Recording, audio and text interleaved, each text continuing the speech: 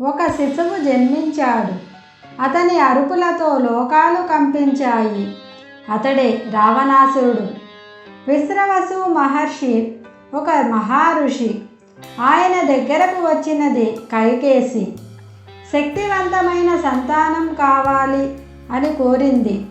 కానీ ఋషి హెచ్చరించాడు, ఇది శుభ సమయం కాదు. ఇప్పుడు పుట్టే పిల్లలు ఉగ్ర స్వభావం కలవారు అవుతారు. ఆ రాత్రి ఆకాశం గర్జించింది. మెరుపులు మెరిశాయి. ఒక శిశువు జన్మించాడు. అతని శక్తితో భూమి కంపించింది. అతడే లంకేశ్వరుడు, రావణాసురుడు. జ్ఞానం, శక్తి అన్నీ ఉన్న అహంకారం అతన్ని అంధుణ్ణి చేసింది. అదే రావణుడి పతనానికి కారణమయ్యింది. జ్ఞానం ఉంటే సరిపోదు, వినయం ఉండాలి. ఇలాంటి రామాయణ రహస్యాల కోసం మా ఛానల్ని సబ్స్క్రైబ్ చేయండి.